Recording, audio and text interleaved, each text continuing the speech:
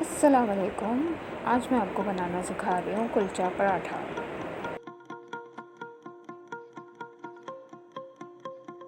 इसके लिए आपको चाहिए 3 कप मैदा, नमक हस्बे ज़ायक़ा, 1 चम्मच भर के चीनी, 2 चम्मच घी ऑयल या बटर, 2 चम्मच दही, 1 चम्मच ज़ीरा। इन सब चीज़ों को मिक्स कर लीजिए अच्छी तरह और थोड़ा थोड़ा पानी डाल के इसको गूँध लीजिए, ना ज़्यादा सख्त ना ज़्यादा नरम।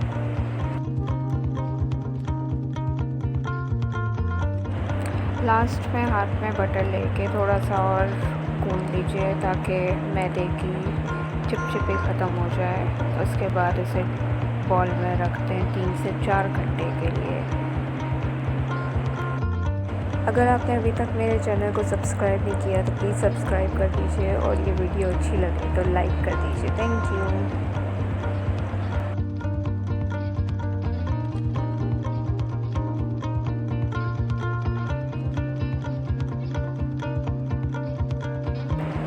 चार घंटे बाद आप जब डो देखेंगे तो राइस हो चुकी होगी, साइज़ चेंज हो चुका होगा।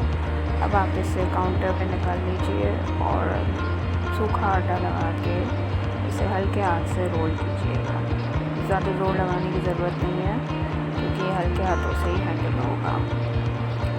जब रोल हो जाए अच्छे तरीके से जिस तरह से मैं कर रही हूँ, उसके बाद आप इसे नाइफ़ की मदद से इक्वल पार्ट में काट लीजिएगा। हाथ से मत काटिएगा प्लीज़, नाइफ़ से काटें पेड़े बनाने के लिए।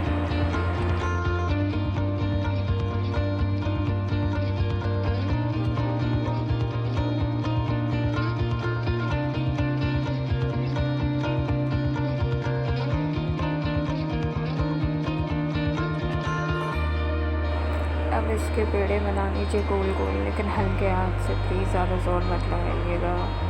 ये काम सब जेंटली होगा, आराम से, प्यार से, इत्मीनान से।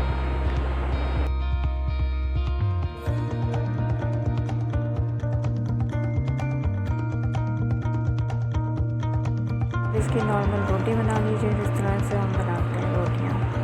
और रोटी बना के आपने इसको एक साइड पे रख देना है। ड्राई फ्लावर लगा के किसी काउंटर पे या किसी प्लेट पे ड्राई फ्लावर लगा के एक के ऊपर एक रोटी बना के रख दीजिए।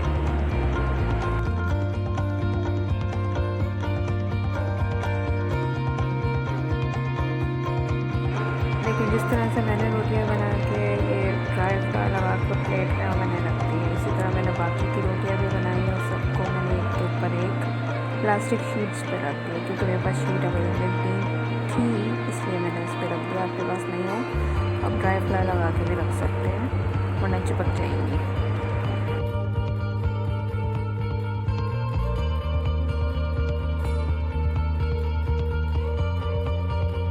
अब आप एक रोटी लीजिए, उसके ऊपर घी लगाइए एक लेयर और उसके ऊपर फिर सूखा मैदा लगाइए, उसकी भी एक लेयर लगा के उसके ऊपर दूसरी रोटी रख दीजिए।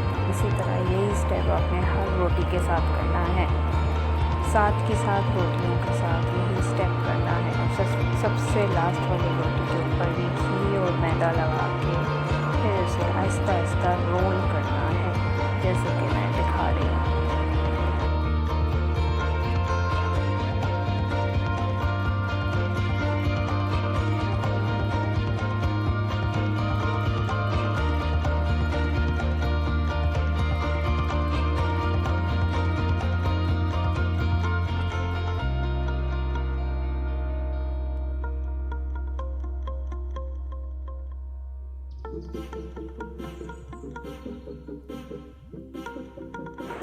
मेरी रोटियां देखें, कोई छोटी है कोई बड़ी है, इससे कोई फ़र्क नहीं पड़ता, छोटी बड़ी टेढ़ी मेढ़ी, बस आप लेयर बनानी है। इसके लिए आप चाहे जैसी भी रोटी हो बट लेयर सही से बना लीजिए।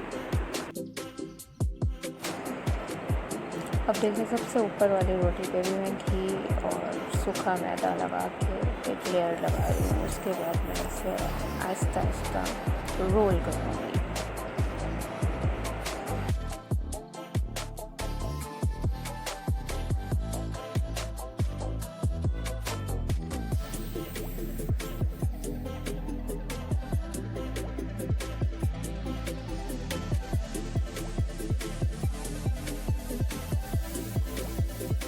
हल्के हाथ से रोल करते जाइए और हल्का हल्का प्रेस करते जाइए ताकि लेयर्स प्रेस होती जाए। अब इसका कट करने हैं इसके पीसेस अपने नाइफ से और उसको हल्के से प्रेस करना है। पिगड़ा नहीं बनाना, गोल नहीं करना, बस हल्के हाथ से प्रेस करके रख दीजिए थोड़ी देर के लिए और उसके बाद फिर इसी की रोटियां बनेंगी।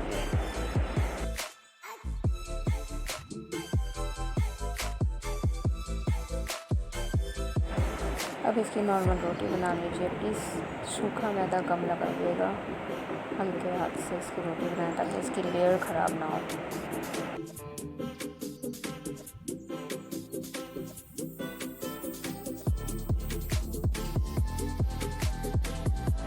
अब ये रोटी तैयार है।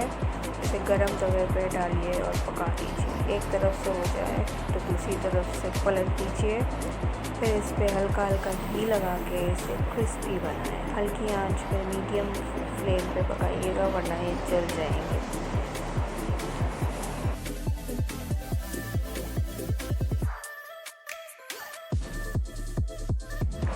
पराठे क्रिस्पी बनाने के लिए लकड़ी का चम्मच इस्तेमाल करेंगे तो अच्छा रहेगा, क्रिस्पी बनते हैं पराठे।